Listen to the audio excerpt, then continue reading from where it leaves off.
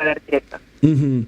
Bueno, me preguntabas qué sensaciones, o sea, sí. que habíamos sentido ayer. Te juro que era, bueno, no fuimos a la legislatura ayer, porque en realidad porque decidimos no hacerlo para que los legisladores tuvieran un espacio más genuino de diálogo y de debate entre ellos, que es lo que debe ocurrir en el recinto, y no estuviesen siempre señalando al equipo del gobierno. Y lo vimos en equipo, acá en el Zoom del ministerio, todo el equipo que trabajó, parte del equipo es muy grande, ya estaba de viaje, algunos de los chicos de minería tampoco estaban, pero bueno, parte del equipo. Y lo que a mí me llamó mucho, no me llamó la atención porque ya había pasado antes, pero me movilizó, digamos, era técnicos que no están acostumbrados a que las mentiras que se hicieron en un recinto, o las afirmaciones falsas con mucha vehemencia, qué sé yo.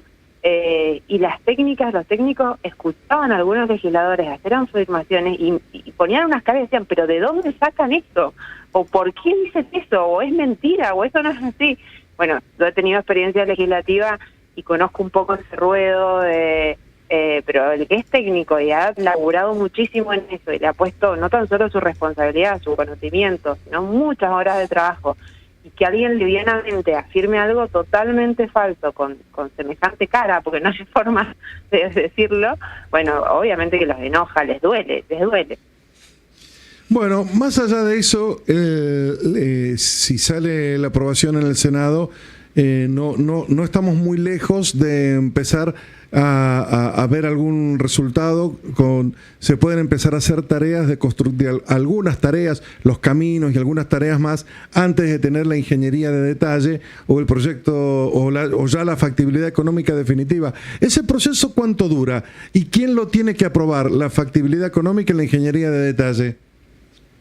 No, la factibilidad económica es un proceso que hace el proponente para justamente decidir si el financiamiento lo va a hacer con capital propio, si va a buscar financiamiento en otro lugar, cuál es el proyecto ajustado a qué criterio, o sea, no cuál es el proyecto, por eso lo conocemos todos, pero ajustado a qué criterios de rentabilidad. Por eso cuando ahí incluso en estas reuniones informativas previas a este debate, algunos legisladores planteaban, no, a mí no me dan los números. No, espere, es que a usted no le van a dar los números porque todavía al titular del proyecto no le terminan de cerrar algunas cosas que va a ajustar ahora, una vez que tenga el ok del proyecto en materia ambiental, está aprobado. Ahora, podemos terminar de ajustar, por ejemplo, algunas funciones económicas que hacen al margen de rentabilidad, que hacen a la eficiencia, los costos, etcétera, y vinculado a eso, como te decía, decidir si se hace con capital propio, si se busca financiamiento, como hacen otros proyectos, etcétera. Yo me hice una especie de resumen usando IA con toda la documentación disponible, el informe circunstanciado, las resoluciones de ustedes, los otros informes que hay. Están todos en realidad dentro de la DIA, los informes sectoriales, y me lo dividí en 3 capítulos. El estrictamente hídrico, las obligaciones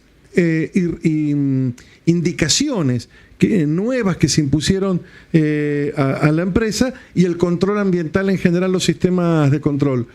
Y me da la sensación, esto supongo que lo habrán costeado, que son muchos millones de dólares más, o unos cuantos millones de dólares más, que cuando se empezó a mover el proyecto San Jorge hace un año, o un poquito más de un año. Es decir, cuando ya empieza el proyecto de la DIA y se empieza a hablar de esto, y ustedes terminan haciendo un montón de recomendaciones, ya de movida que tengan que impermeabilizar el dique de Colas, ya es un tema eso, ¿no? Por supuesto, y a ver... Pero eso está costeado, la pregunta es si eso está costeado, ¿cuánto más es?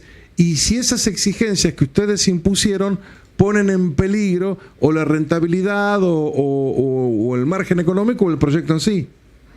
Bueno, ese es un análisis que tiene que hacer el privado. Nosotros creemos que no lo pone en riesgo, pero bueno, está dentro del riesgo que corre un privado cuando presenta y se somete a la regulación, en este caso conociendo que es una regulación sumamente estricta, de un determinado lugar para desarrollar un determinado proyecto. En eso, a ver, hay que darle tranquilidad a la ciudadanía de que no por abaratarle costos al proyecto se bajan barreras ni exigencias. Muy por el contrario, vos lo acabas de decir. Hiciste un análisis y las exigencias son mucho mayores a lo que incluso ellos habían contemplado cuando presentaron su informe. Porque por ahí hay confusiones respecto de los conceptos entre el informe y la declaración de impacto ambiental. El informe es lo que presentan ellos y eso es lo que dispara el inicio del expediente y el análisis, todo el proceso. Esto después concluye la declaración de impacto ambiental. Y obviamente que hay diferencias grandísimas entre eso que ingresó en enero de este año a lo que hoy se les está aprobando a instancia administrativa, sujeto de ratificación legislativa, en la declaración de impacto ambiental. Vos dabas el ejemplo de la impermeabilización. Yo te doy otro ejemplo, los pozos de monitoreo, los sensores en los pozos de monitoreo para tener el relevamiento y levantar datos en tiempo real de todos esos pozos de monitoreo. Bueno, ahí me quedó una duda. Todos esos datos en tiempo real, ¿quién va a estar del otro lado leyéndolos?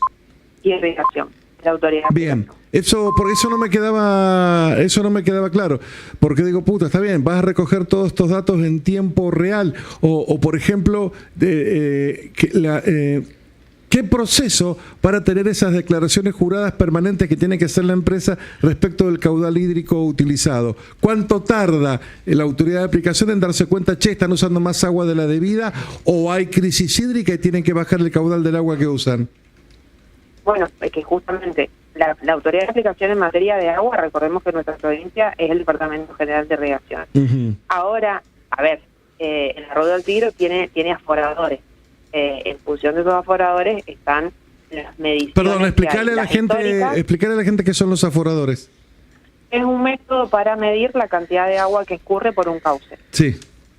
Entonces, esos aforadores que están puestos hacia arriba y hacia abajo del Arroyo del Tigre son los que miden en las distintas temporadas, como para que nosotros podamos tener esos parámetros de media máxima, media baja y media de cuánto escurre en verano, en otoño, en invierno, en primavera. No tan solo, como algunos maliciosamente se informaban, desde hace 10 años, sino desde hace 10 años a la fecha. Hay de estudios y esas comparaciones y modelaciones de datos del 2008, del 2007, del 2010, del 2021, del 2022. Eso es lo que te da la posibilidad de prever, de modelar a futuro cómo sería. Ahora, después hay que ir contrastando y por eso estas auditorías, estos datos, son modelados de forma dinámica. No es una foto de el arroyo trae esto, se consume esto y va a ser así siempre.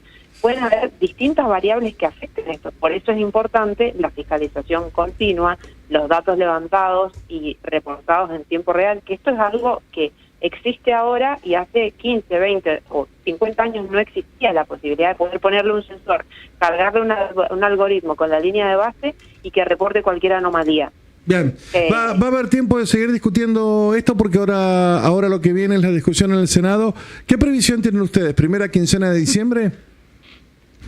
Bueno, la semana que viene seguramente tratarán en las comisiones el plenario, porque supongo que seguramente será un plenario también como diputados, el despacho. En función de eso fijarán la fecha para convocar al recinto, así que yo creo que sí. Bien. No nos queda mucho más años, Ricardo. Bueno, de acuerdo, Jimena, muchas gracias. Gracias a ustedes. Chao, chao. Jimena Latorre, la ministra de Energía y Minería de la provincia. 2 minutos pasaron de las